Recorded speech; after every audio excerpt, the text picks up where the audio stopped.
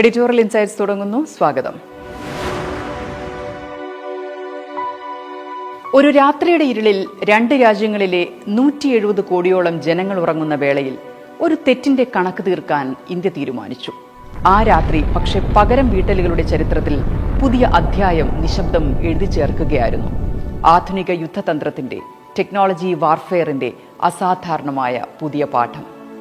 Operation Sindoor അതിർത്തി കടന്ന് അങ്ങ് ഉള്ളിൽ പാകിസ്ഥാന്റെ ഹൃദയത്തിൽ അവർ താലോലിച്ചു വളർത്തിയ ഭീകര ക്യാമ്പുകളിലേക്ക് ഇന്ത്യ നടത്തിയ പ്രിസിഷൻ മിസൈൽ സ്ട്രൈക്ക് കേവലം പഹൽഗാമിലേറ്റ മുറിവിന് നമ്മൾ നൽകിയ ഒരു സൈനിക മറുപടി മാത്രമായിരുന്നില്ല. അതൊരു ടെക്നോളജി ഡിക്ലറേഷൻ കൂടിയായിരുന്നു.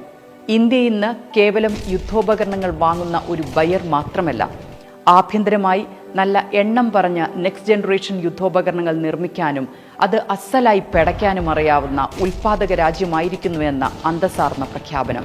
കഴിഞ്ഞ 8-10 വർഷമായി മേക്ക് ഇൻ ഇന്ത്യ പദ്ധതിയിലൂടെയും ഡിഫൻസ് ടെക് രംഗത്തെ സ്റ്റാർട്ടപ്പ് സംരംഭങ്ങളിലൂടെയും ഇന്നൊവേഷൻ എക്കോസിസ്റ്റത്തിലൂടെയും രാജ്യം വളർത്തിക്കൊണ്ടുവന്ന മഹാപദ്ധതിയുടെ വിളംബരമായി ഓപ്പറേഷൻ സിന്ദൂർ 1ഉം 2ഉം മാറിയത് അങ്ങനെയാണ്. പാകിസ്ഥാനി ഭീകരർ നിരപരാധികളെ പെഹൽഗാമിൽ പോയിന്റ് ബ്ലാങ്കിൽ വെടിവെച്ചു കൊന്നതിന് ഇന്ത്യ പ്രതികാരം ചോദിച്ച രീതിയും ഭാഷയും അതിന്റെ വ്യാകരണവുമെല്ലാം ലോകശക്തികളുടെ യുദ്ധ സ്ട്രാറ്റജിസ്റ്റുകൾക്കും പ്രതിരോധ വിദഗ്ധർക്കും കേസ് സ്റ്റഡിയായി മാറിയിരിക്കുന്നു. റഫാൽ പോലെയുള്ള 5ാം തലമുറ യുദ്ധവിമാനങ്ങൾക്കും S-400 സുദർശൻ ചക്ര എയർ ഡിഫൻസ് സിസ്റ്റത്തിനുമൊപ്പം ആഭ്യന്തരമായി വികസിപ്പിക്കാവുന്ന ടെക്നോളജിയും ഇന്നൊവേഷനും എങ്ങനെ ക്രിട്ടിക്കൽ സമയങ്ങളിൽ അസാധാരണ മികവോടെ ഉപയോഗിക്കാം എന്ന കാര്യം ഇന്ത്യ പഠിപ്പിച്ചു കൊടുക്കുകയായിരുന്നു. എങ്ങനെയായിരുന്നെന്നോ പറയാം. പാകിസ്ഥാനിലും പാക് അധിനിവേശ കശ്മീരിലുമായി സ്കാൽപ് ക്രൂയിസ് മിസൈലുകളും ഹമ്മർ ബോംബുകളും അതീവ കൃത്യതയോടെ റഫാൽ മൂളിപ്പറന്ന് വർഷിക്കുമ്പോൾ ലോകത്തെ ഏറ്റവും പ്രിസൈസായ ആക്രമണങ്ങളിലൊന്നായി അത് മാറി. യുദ്ധവിമാനങ്ങളിലെ ഫ്രഞ്ച് വിസ്മയമായ റഫാലിന്റെ ഈ എഞ്ചിനീയറിംഗ് കാര്യക്ഷമതയ്ക്ക് കൃത്യതയും മൂർച്ചയും കൂട്ടിയത് അത്യാധുനിക ടാർഗറ്റ് മാപ്പിംഗും AI നിയന്ത്രിത സർവൈലൻസും കമ്മ്യൂണിക്കേഷൻ എൻക്രിപ്ഷനും ദുഷ്കരമായ ഭൂപ്രദേശങ്ങളെ കൃത്യമായി അടയാളപ്പെടുത്താനുള്ള ടെറൈൻ ഡാറ്റ പ്രോസസ്സിംഗുമായിരുന്നു. ഇവയെല്ലാം ഇവിടെ ഇന്ത്യയിൽ വികസിപ്പിച്ചവ കൂടിയായിരുന്നു. അതിൽ പലതും നമ്മുടെ സ്റ്റാർട്ടപ്പുകളും DRDOയിൽ ഇൻക്യുബേറ്റ് ചെയ്ത ടെക് സംരംഭങ്ങളും ഡിസൈൻ ചെയ്തുണ്ടാക്കിയതും. ഉദാഹരണത്തിന് നമ്മുടെ സൈന്യം ഉപയോഗിക്കുന്ന advanced night vision and imaging സിസ്റ്റമില്ലേ, അതിൽ ചിലത് ബംഗളൂരുവിലുള്ള ഒരു സ്റ്റാർട്ടപ്പ് നിർമ്മിക്കുന്നവയാണ്. IIT മുംബൈയിലെ സ്റ്റാർട്ടപ്പ് വികസിപ്പിച്ച ഡ്രോണുകൾ സൈന്യത്തിന് പ്രിയപ്പെട്ടവയാണ്. ബോർഡർ സർവൈലൻസിനും മാപ്പിങ്ങിനും ഏറിയ പങ്കും ഇത്തരം സ്റ്റാർട്ടപ്പുകളുടെ ഇന്നൊവേഷൻ ഉപയോഗിക്കാൻ ഇന്ത്യ ഇന്ന് ശ്രമിക്കുന്നു. സുരക്ഷാ കാരണങ്ങളാൽ ഈ സ്റ്റാർട്ടപ്പുകളുടെ പേര് ഇപ്പോൾ വെളിപ്പെടുത്തുന്നില്ല എന്ന് മാത്രം. ഡൽഹിയിലും ഹൈദരാബാദിലും ബംഗളൂരുവിലുമുള്ള പല സ്റ്റാർട്ടപ്പുകളും അവരുടെ ലാബുകളിലും ടെസ്റ്റിംഗ് ഫീൽഡുകളിലും കഴിഞ്ഞ കുറച്ച് വർഷങ്ങളായി നിശബ്ദമായ യുദ്ധത്തിലായിരുന്നു. ആന്റി ഡ്രോൺ റഡാറുകൾ, RF ജാമറുകൾ, എനർജി വെപ്പണുകൾ, AI നിയന്ത്രിത സർവൈലൻസ് സംവിധാനങ്ങൾ എന്നിവയൊക്കെ ഈ സ്റ്റാർട്ടപ്പുകൾ നമ്മുടെ സൈന്യത്തിന് വേണ്ടി നിർമ്മിക്കുന്നു. അവയൊക്കെ കഴിഞ്ഞ ദിവസങ്ങളിൽ പാക് ആക്രമണങ്ങൾക്ക് മറുപടി കൊടുക്കുന്ന തിരക്കിലായിരുന്നിരിക്കണം.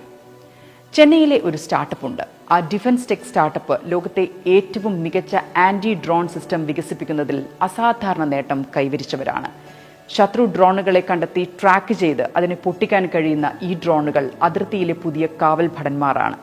മറ്റൊരു സ്റ്റാർട്ടപ്പ് DRDOയുമായി സഹകരിച്ച് ലേസർ ഉപയോഗിച്ച് ശത്രു ഡ്രോണുകളെ തകർക്കുന്നവയാണ്.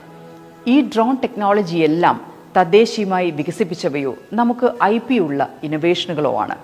സിന്ദൂർ പാകിസ്ഥാൻ ഭീകരർ ഇന്ത്യയെ വലിച്ചിട്ട യുദ്ധമാണ്. പക്ഷേ ഏത് വെല്ലുവിളിയിലും അവസരം കണ്ടെത്തുന്ന നമുക്ക് പാകിസ്ഥാന്റെ അഹങ്കാരത്തിന്റെ പത്തി ഒടിച്ചു കഴിഞ്ഞാൽ മുന്നിൽ കാത്തിരിക്കുന്നത് വലിയ സാധ്യതയുടെ ഖനിയാണ്. പ്രതിരോധ മേഖലയിലെ ഇന്ത്യയുടെ ഇന്നൊവേഷന്റെയും വികാസത്തിന്റെയും കേട്ടനാണ് ഓപ്പറേഷൻ സിന്ദൂറിലൂടെ വലിച്ചു മാറ്റിയിരിക്കുന്നത്. നമ്മൾ നിശബ്ദം ചെയ്തു വന്ന ഒരു വൻ വിപ്ലവം ലോകം അറിഞ്ഞിരിക്കുന്നു. പ്രതിരോധ രംഗത്തെ ഇന്ത്യൻ ടെക്നോളജി കുതിപ്പിന് ലോകമാകെ വിപണി തുറക്കുക തന്നെ ചെയ്യും. അത് ഇന്ത്യയിലെ ഡിഫൻസ് ടെക് കമ്പനികൾക്ക് മാത്രമല്ല, AI, cyber security, GIS mapping, data analytics, hardware manufacturing തുടങ്ങിയ മേഖലയിലെ സംരംഭങ്ങൾക്ക് പുത്തൻ കുതിപ്പ് പകരും. പ്രതിരോധ മേഖലയിലെ ഇന്നൊവേഷനുകൾ ശ്രദ്ധ വയ്ക്കുന്ന സ്റ്റാർട്ടപ്പുകൾക്കായി innovation for defence excellence programme അഥവാ IDEX, ഈ പദ്ധതിക്കായി 1500 കോടിയാണ് പ്രതിരോധ മന്ത്രാലയം നീക്കിവച്ചിരിക്കുന്നത്. 100-ലധികം സ്റ്റാർട്ടപ്പുകൾക്ക് IDEX വഴി കോടിക്കണക്കിന് ഫണ്ടാണ് ഇതിനകം നൽകിയിരിക്കുന്നതും. രാജ്യസുരക്ഷയുമായി ബന്ധപ്പെട്ടുള്ള ആശയങ്ങൾക്ക് $1 മില്യൺ വിലയുള്ള കാലത്ത് സിന്ദൂറിലൂടെ ആ ടെക്നോളജി പാടവം ലോകം സാഗൂതം കണ്ട സമയത്ത് സംരംഭകരെ, പാകിസ്ഥാന്റെ സാഹസം നമുക്ക് സഹായത്തിനാണെന്ന് തന്നെ കരുതാം. കാരണം ഇന്ത്യക്ക് ഇനിയും ടെക്നോളജി വേണം.